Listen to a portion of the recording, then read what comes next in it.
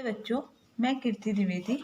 बच्चों, आप ये जो चित्र देख रहे हैं, इस चित्र में देखिए आपको अलग अलग लोग कार्य करते हुए दिखाई दे रहे होंगे। जैसे पुस्तक विक्रेता पुस्तक बेचते हुए, किसान हल लेकर जाते हुए, मोची जूता चप्पल सिलते हुए। अब आप सोचिए, इनमें से एक व्यक्ति अपना कार्य करना छोड़ दे तो हम पर उसका क्या प्रभाव होगा? इनमें से एक भी व्यक्ति कार्य करना छोड़ दे तो क्या होगा?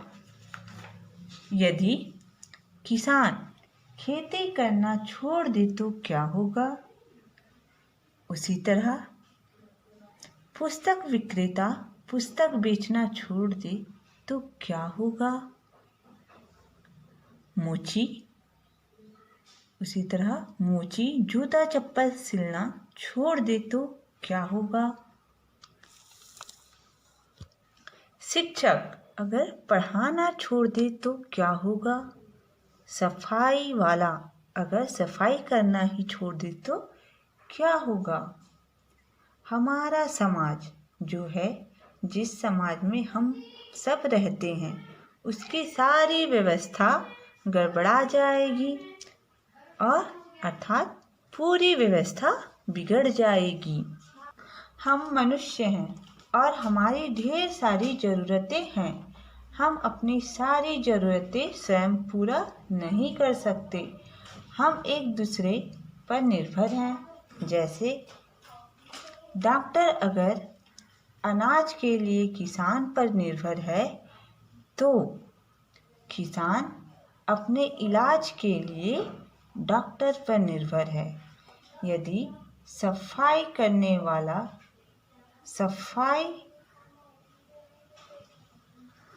हम सफाई करने के लिए सफाई वाले पर निर्भर है तो उसी प्रकार हम पढ़ाई करने के लिए शिक्षक पर निर्भर है। हमारा समाज इसी तरह एक दूसरे के सहयोग से चलता है। दी गई कहानी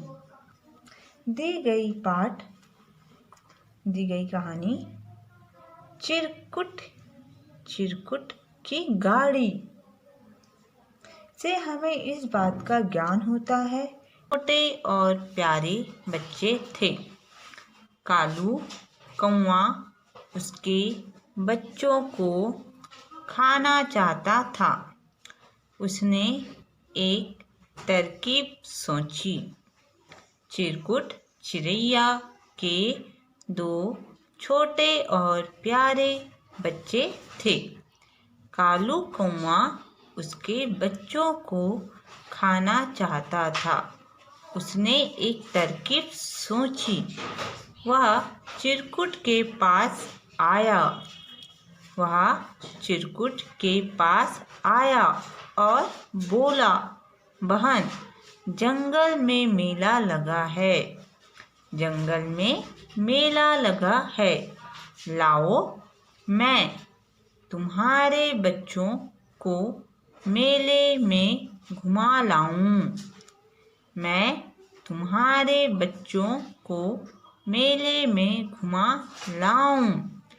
बच्चों, ये आप जो चिन्ह देख रहे हैं, इसे पूर्ण विराम कहते हैं।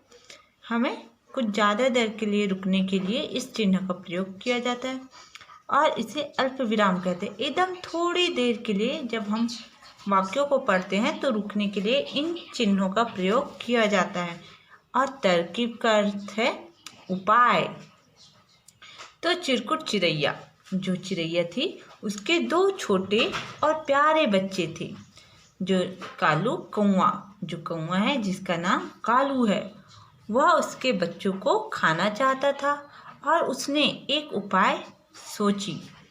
वह चिरकुट के पास आया और बोला, बहन, जंगल में मेला लगा है। मैं तुम्हारे बच्चों को मेले से घुमा लाऊं।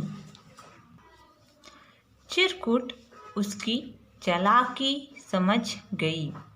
चिरकुट उसकी चालाकी समझ गई। वह बोली, कालू भैया, मेरे बच्चे अभी उड़ नहीं सकते।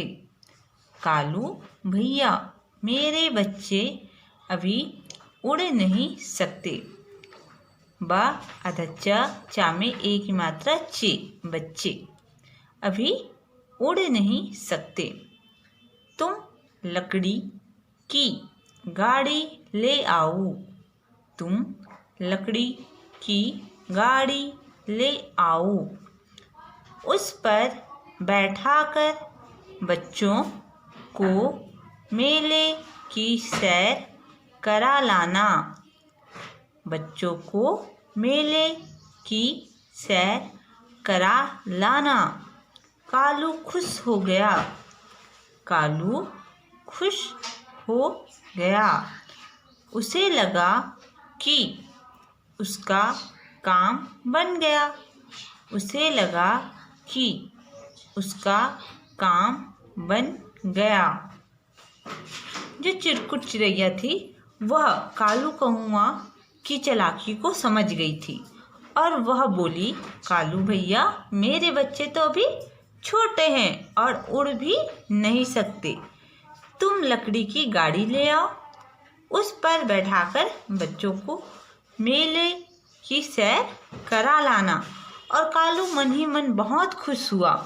उसे लगा कि उसका काम बन गया। वह उड़कर बढ़ई के पास गया और बोला, मुझे चिरकुट के बच्चों को सैर करवानी है।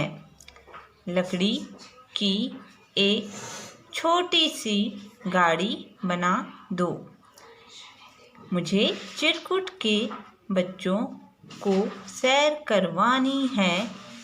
लकड़ी की एक छोटी सी गाड़ी बना दो।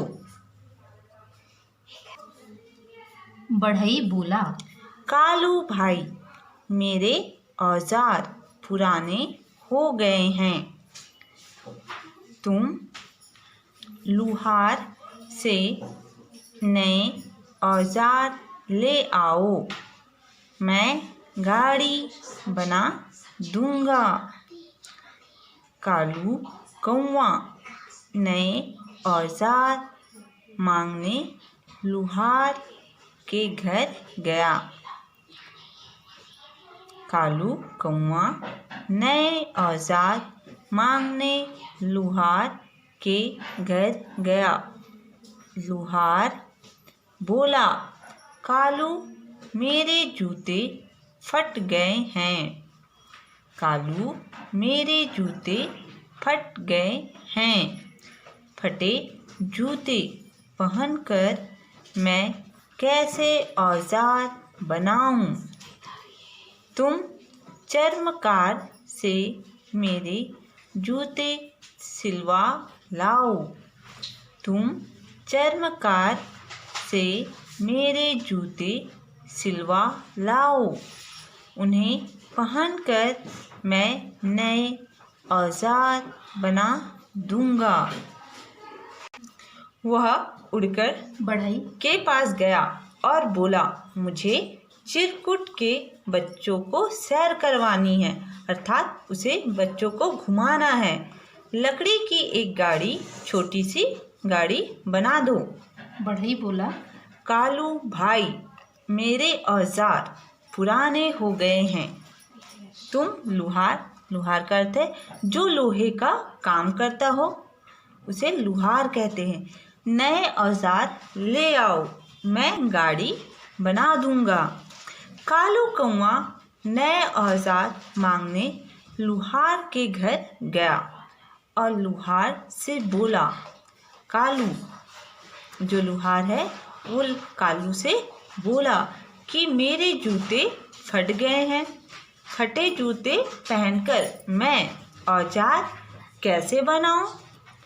तुम चर्मकार का अर्थ है जो जूते चप्पल की मरम्मत करते हो, उसे चर्मकार कहते हैं। चर्मकार से मेरे जूते सिलवा लाओ, उन्हें पहन कर मैं नए औजार बना दूंगा। लुहार के फटे जूते लेकर कालू कौआ चर्मकार के पास पहुंचा। चर्मकार बोला, कालू भैया, मुझे भूख लगी है, तुम दूधिया से दूध ले आओ, तब तक मैं जूते सिल देता हूँ।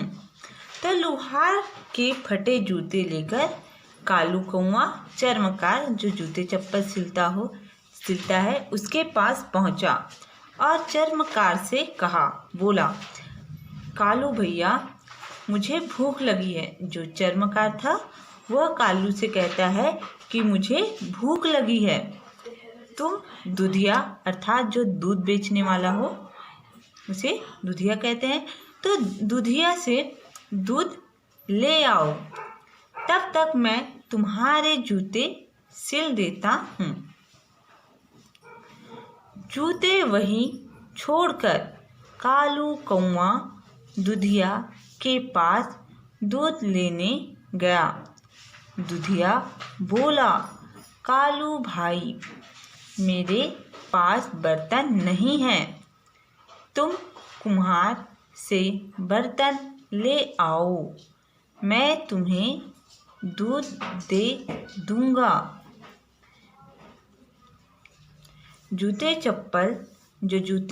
जो चर्मकार के पास जूते छोड़कर वह दूधिया के पास दूध लेने गया।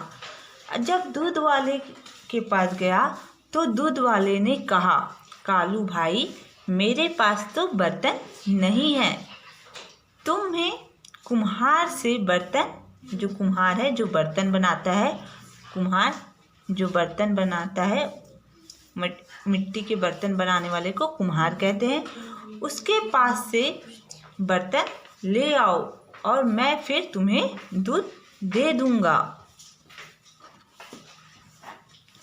कालू कौआ बर्तन लेने कुम्हार के पास पहुंचा। कु अधमा हमतहार कुम्हार के पास पहुंचा। कुम्हार बोला, कालू, मुझे बहुत बुखार है। तो कालू कौआ बर्तन लेने के लिए कुम्हार के पास पहुंचा। कुम्हार कालू से कहा कि मुझे बहुत बुखार है। बच्चों, इस वीडियो में इतना ही। अगली वीडियो में हम आगे के पाठ का अध्ययन करेंगे। तब तक आप इस पाठ को पढ़िए, एक बार 2 बार पढ़ने का अभ्यास कीजिए। धन्यवाद।